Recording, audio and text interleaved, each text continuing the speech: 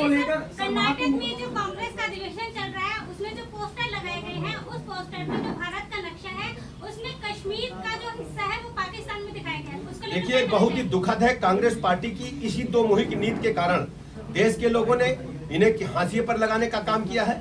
और मैं दावे के साथ कह सकता हूं कि भारतीय जनता पार्टी ने धारा 370 को समाप्त करके जम्मू कश्मीर भारत माता का मुकुट है, इसको दुनिया के सामने रखने का काम किया है।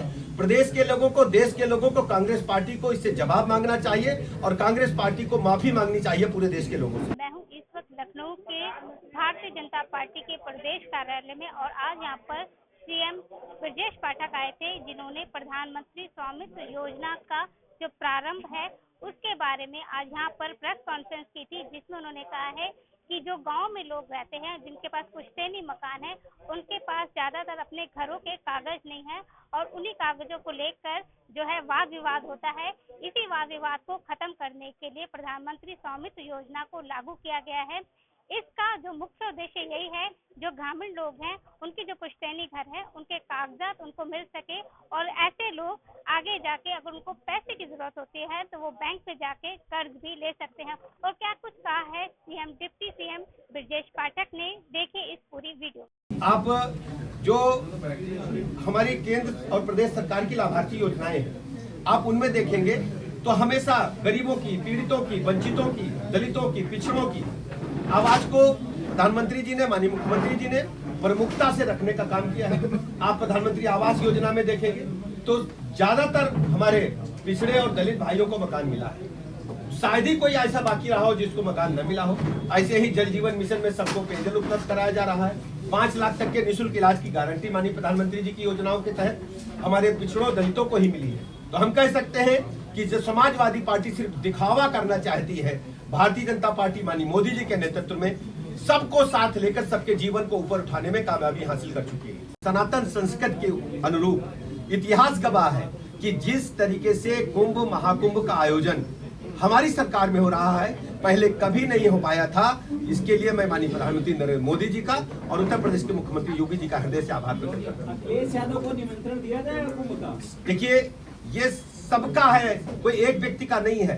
साधु संत से लेकर के नर नारी, गंधर्व, देवी देवता, सबको आमंत्रण स्वतः हम लोगों ने जा करके देने का काम किया है। जो रह गए उनको भी मैं हाथ जोड़ करके विनती करता हूं, आइए पुण्य का लाभ प्राप्त करिए, पाप काटिए और पुण्य प्राप्त करिए और अपने पुरखों को भी तरने का काम करिए। माँ गंगा आपका, माँ संगम तट पर माँ गंगा, माँ सरस्वती, माँ जमुना आपका इंतजार कर रही है। आप जो हमारी केंद्र और प्रदेश सरकार की लाभार्थी योजनाएं हैं, आप उनमें देखेंगे तो हमेशा गरीबों की, पीड़ितों की, वंचितों की, दलितों की, पिछड़ों की आवाज को प्रधानमंत्री जी ने, माननीय मुख्यमंत्री जी ने प्रमुखता से रखने का काम किया है।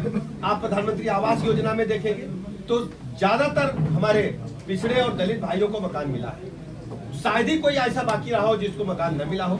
ऐसे ही जल जीवन मिशन में सबको पेयजल उपलब्ध कराया जा रहा है। 5 लाख तक के निःशुल्क इलाज की गारंटी माननीय प्रधानमंत्री जी की योजनाओं के तहत हमारे पिछड़ों दलितों को ही मिली है। तो हम कह सकते हैं कि जो समाजवादी पार्टी सिर्फ दिखावा करना चाहती है, भारतीय जनता पार्टी माननीय मोदी जी के नेतृत्व में सबको साथ लेकर सबके जीवन को ऊपर उठाने में कामयाबी हासिल कर चुकी है। कर्नाटक में जो कांग्रेस का अधिवेशन चल रहा है उसमें जो पोस्टर लगाए गए हैं उस पोस्टर में जो भारत का नक्शा है उसमें कश्मीर का जो हिस्सा है वो पाकिस्तान में दिखाया गया है। उसको देखिए, बहुत ही दुखद है। कांग्रेस पार्टी की इसी दो मुहिम की नीति के कारण देश के लोगों ने इन्हें हाशिए पर लगाने का काम किया है।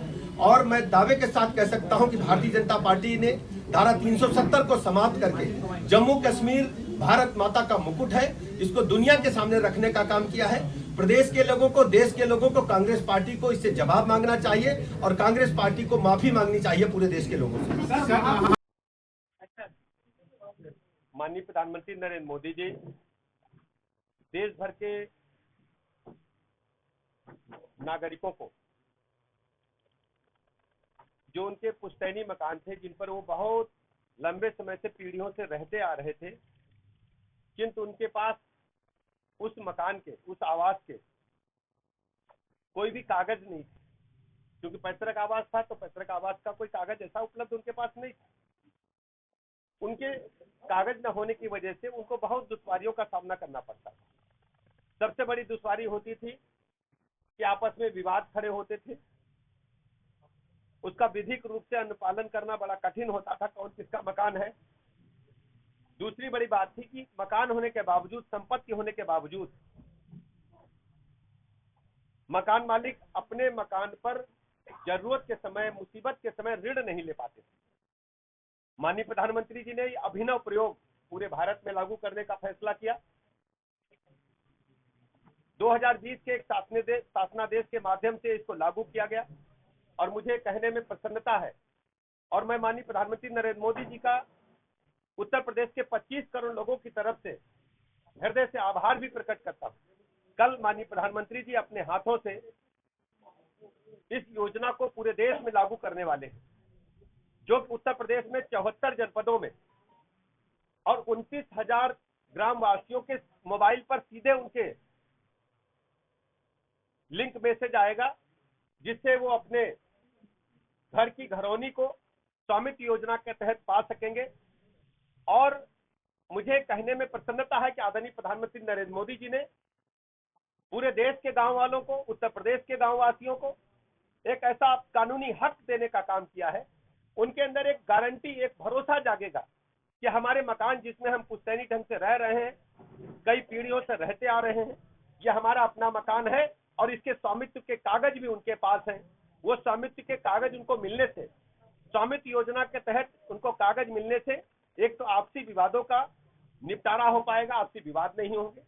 जो ग्राम पंचायतें हैं उनको भी पता चल पाएगा कि मकान कौन से हैं, किन मकानों में लोग रह रहे हैं और कौन सी जमीन ग्राम पंचायत की है जो सरकार के खाते में, जिससे नए मकान बनाए जाने हैं। माननीय प्रधानमंत्री जी के आवास या अन्य जो योजनाओं के तहत मकान बनने हैं और या ग्राम समाज के अंदर या अन्य कोई सरकारी योजना आ रही है जिसके लिए भूमि की आवश्यकता है, उसको ग्राम समाज से हम पूरा कर पाएंगे और नए मकान बनाने में कोई दिक्कत नहीं आ पाएगी। दूसरा, जो जिस मकान का स्वामित्व के पेपर हमारे मकान के स्वामी को मिलने वाले हैं, उस प्रपत्र के माध्यम से मकान का मालिक, मकान का स्वामी अब बैंक से ऋण भी ले सकेगा, जिससे अपने जरूरत के समय, मुसीबत के समय उसको वो पूरा कर पाएगा और उसके हाथ में एक गारंटी होगी, एक संपत्ति के कागज होंगे। जो सपना उन्होंने वर्षों से पहले देखा था, उसको पूरा करने का काम आदरणीय प्रधानमंत्री नरेंद्र मोदी ने किया है। मैं इसलिए भी आभार प्रकट करता हूं माननीय प्रधानमंत्री जी का। इससे पहले कितनी भी सरकारें आई गई, लेकिन जो किसान थे, जो गरीब थे, जो गांव में रहते लोग थे, जो हमारे भाई बहन थे, उनके पास मकान के कागज नहीं थे, पारिवारिक विवाद होते थे, मोहल्ले से विवाद होते थे, ग्राम समाज से विवाद होते थे। अब उनके हाथ में एक कागज का प्रपत्र होगा, संपत्ति की पूरी तरह से सरकारी, उनके पास एक संपत्ति का एक कागज सरकारी मोहर लग करके मिलेगा और जिससे वो उनके पास एक गारंटी है कि उनके मकान के कागज उनके पास है। मैं आदरणीय प्रधानमंत्री जी का उत्तर प्रदेश के 25 करोड़ लोगों की तरफ से हृदय से बहुत बहुत अभिनंदन करता हूं, बधाइयां देता हूं। कल ये 12:30 बजे माननीय प्रधानमंत्री जी स्वयं पूरे देश में इस योजना को लागू करेंगे। उत्तर प्रदेश राज्य में, राजधानी में माननीय मुख्यमंत्री जी और हम सब विभिन्न जिलों में रहेंगे। मैं स्वयं जनपद सीतापुर में रहकर इस योजना का लाभ माननीय प्रधानमंत्री जी के कमलों द्वारा सीतापुर जनपद के सभी लोगों को दिलाने का काम करूंगा।